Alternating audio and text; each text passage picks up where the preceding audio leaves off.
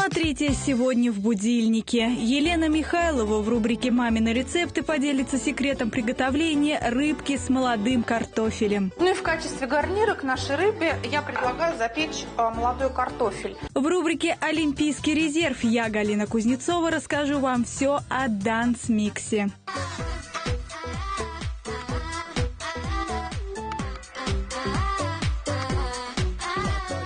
В пятницу наш регион присоединился к всероссийской акции «Библионочь-2017». Наша команда не стала исключением и тоже приняла участие в этом мероприятии. А чего здесь происходит?